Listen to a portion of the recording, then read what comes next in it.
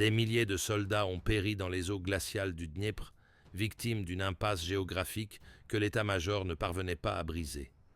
La réponse des ingénieurs soviétiques à cette hécatombe ne fut pourtant pas un triomphe de la mécanique, mais une expérimentation grotesque, un hybride monstrueux qui mettait souvent ses propres occupants dans un péril plus grand que celui du feu ennemi. Pourquoi l'industrie de l'armement a-t-elle accouché d'un colosse aux dimensions plus imposantes qu'un char de combat lourd, alors que son blindage était si dérisoire qu'une simple mitrailleuse d'infanterie pouvait le transpercer de part en part? Quel secret un constructeur a-t-il dû dissimuler, mettant en jeu sa carrière et sa liberté, pour qu'une machine vomisse littéralement de la boue afin d'éviter une humiliation fatale lors des essais officiels? Ceci est le dossier noir d'un engin que ses propres troupes ont fini par baptiser le cercueil flottant. Un blindé sacrifié de manière absurde dans les déserts brûlants de l'Égypte, pour ensuite, par un retournement de situation inexplicable, couler des flottes entières de navires de guerre dans les marécages suffocants de l'Inde. Nous allons lever le voile sur les défauts de conception abyssaux qui furent présentés comme des innovations de génie et découvrir comment ce monstre d'acier, malgré son obsolescence technique totale, refuse encore aujourd'hui de disparaître des champs de bataille modernes. Les expériences de la Seconde Guerre mondiale ont révélé de manière impitoyable l'une des faiblesses logistiques et tactiques les plus graves de l'armée rouge. Le franchissement d'obstacles aquatiques sous le feu de l'ennemi représentait une tâche presque insoluble. Durant l'offensive vers l'ouest entre les années 1943 et 1945, les troupes furent contraintes de traverser une quantité immense de rivières, de lacs et de détroits, où la géographie elle-même agissait comme un adversaire implacable. La majorité des cours d'eau en Europe de l'Est s'écoulent selon un axe méridien et, sous l'effet de la force de Coriolis liée à la rotation terrestre, les rives occidentales sont généralement escarpées et hautes, tandis que les rives orientales s'étendent en pente douce. Cette asymétrie topographique transformait chaque tentative de traversée en un piège mortel, les défenseurs occupant sur la rive ouest surélevée des positions de tir idéales. L'équipement technique des troupes du génie était totalement inadapté à une guerre de mouvement moderne. Le parc de pontons le plus avancé de l'époque, le N2P, devait être transporté sur des remorques tractées par des engins d'une lenteur exaspérante, les tracteurs de type S-65, ce qui réduisait la vitesse de marche des pionniers à un niveau dérisoire.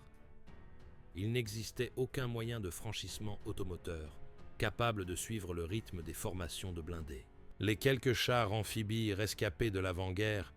étaient, en raison de leur armement squelettique et de leur incapacité à transporter d'autres unités, factuellement inutiles.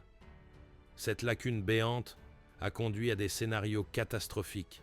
comme à l'automne 1943 sur le Dniepr, lorsque des bataillons motorisés de la 3e armée de chars de la garde traversèrent le fleuve sur des radeaux de fortune et des barques de pêche, pour se retrouver bloqués sur la rive adverse sans aucune arme lourde. Les ponts de pontons indispensables aux chars et à l'artillerie n'arrivèrent que 14 jours plus tard. Un retard fatal qui permit à l'adversaire de liquider totalement la tête de pont et d'ériger une défense profondément échelonnée. Bien que les véhicules amphibies américains, livrés dans le cadre du programme Pré-Baille, tels que le Ford GPA, aient apporté un certain soulagement, ces engins non blindés restaient extrêmement vulnérables au combat direct. Avec le début de la guerre froide et le déplacement du conflit potentiel vers le théâtre européen, où un obstacle aquatique barre la route en moyenne tous les 40 à 50 km, le problème devint critique. Pour maintenir la cadence d'assaut exigée, l'armée avait impérativement besoin de véhicules blindés, capables de franchir ces barrières dès le premier élan, sans devoir attendre la construction laborieuse de ponts. La direction militaire soviétique réagit avec des exigences frôlant le délire technique, plaçant les ingénieurs face à des impossibilités physiques. Le nouveau cahier des charges exigeait la création d'une véritable chimère mécanique. Un char léger amphibie qui devait non seulement être armé d'un canon de 76 mm, mais aussi servir de transport pour 20 fantassins. Le développement de cet hybride fut confié à l'usine numéro 112, Krasnoye-Sormovo, un chantier naval qui avait désormais la tâche complexe de fusionner construction navale et blindée. Le résultat, connu sous le nom d'objet R-39, fut un désastre technique. Les ingénieurs tentèrent désespérément d'intégrer des exigences contradictoires dans un seul véhicule, mais échouèrent de manière grandiose face aux lois de l'hydrodynamique et de la statique. Lors des essais en usine, il apparut que le véhicule, en raison d'un centre de gravité trop élevé et d'une répartition des masses erronée, présentait une stabilité dans l'eau dangereusement faible et menaçait tout simplement de sombrer. Le blindage était trop mince, la vitesse sur l'eau dérisoire à cause d'une propulsion à hélice inefficace et la fiabilité mécanique d'un châssis surchargé était inexistante. Ce fiasco entraîna l'arrêt immédiat du projet R-39,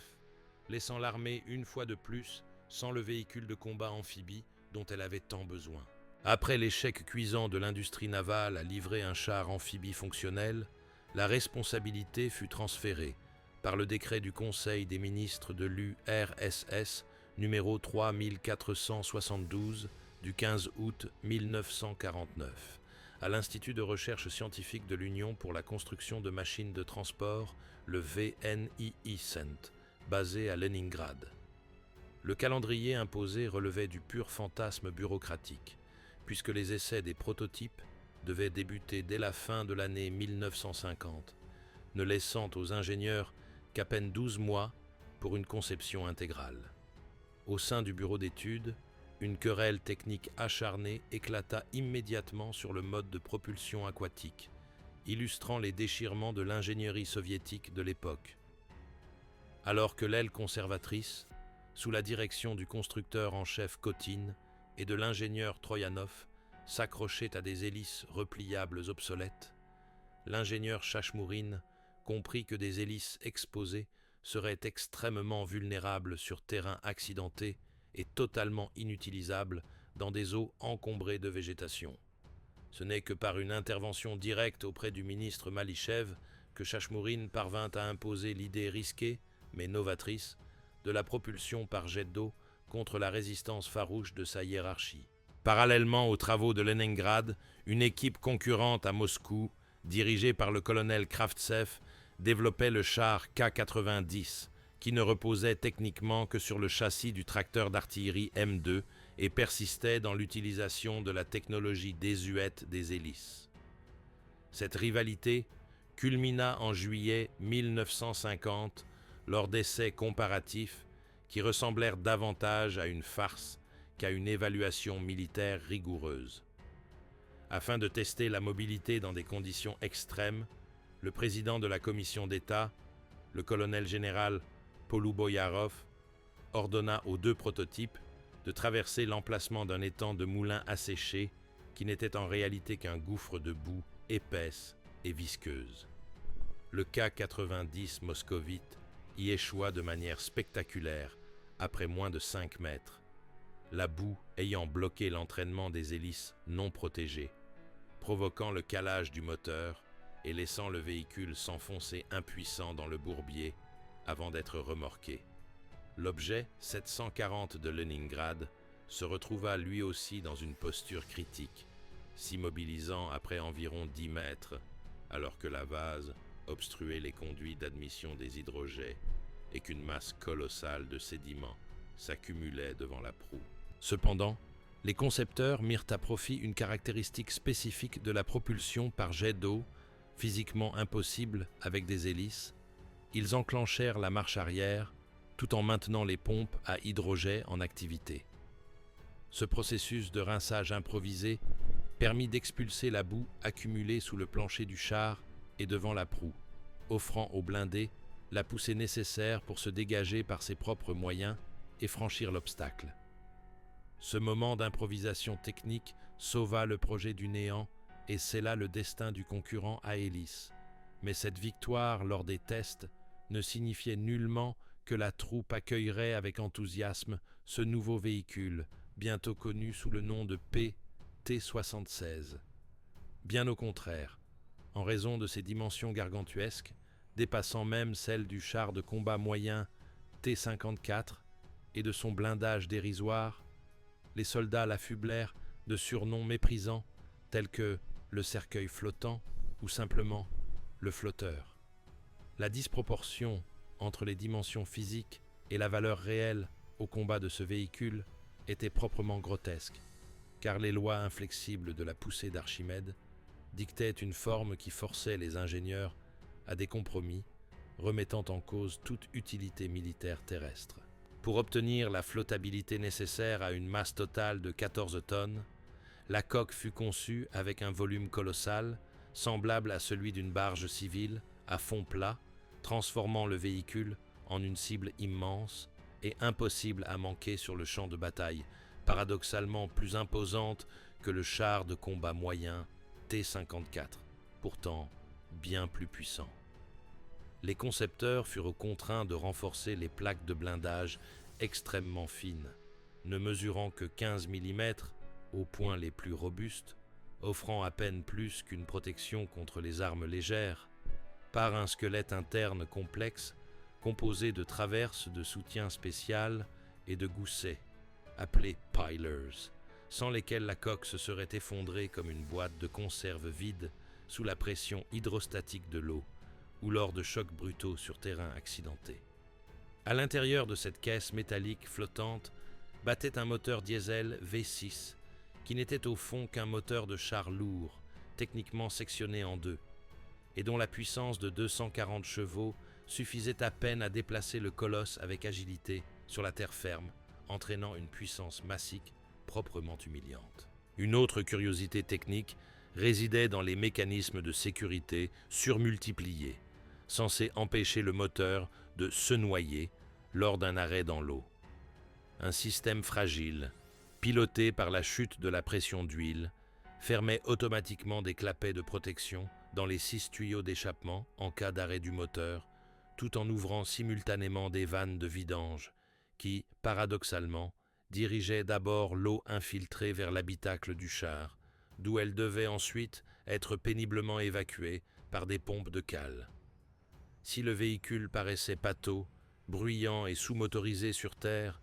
la propulsion par jet d'eau révélait dans l'élément liquide sa seule véritable sophistication technique, car la direction ne se faisait pas par des safrans externes inefficaces, mais par la fermeture hydraulique des clapets de sortie, permettant au char de pivoter presque sur place et même de faire feu avec son canon tout en naviguant.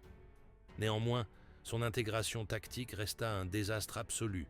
car avec l'avènement de la guerre atomique dans les années 50, la doctrine changea radicalement, rendant caduque le besoin de véhicules amphibies spécialisés et faiblement protégés pour les assauts massifs de franchissement de rivières. Les mal-aimés PT-76 furent alors relégués par dépit aux unités de reconnaissance où leurs défauts devinrent encore plus criants. Pour un éclaireur censé être furtif, le véhicule était bien trop volumineux, plus difficile à camoufler qu'un char de combat principal et si lent en tout terrain qu'il perdait souvent le contact avec ses propres colonnes en marche. L'ironie de l'histoire atteignit son paroxysme lorsque l'introduction du révolutionnaire blindé d'infanterie BMP-1 à la fin des années 60 fit paraître le concept de ce pesant char amphibie définitivement obsolète sur le théâtre européen, condamnant l'engin à la ferraille avant qu'il ne connaisse, loin de sa patrie, une renaissance tout aussi sanglante qu'inattendue sous les tropiques. L'absurdité intrinsèque de ce concept constructif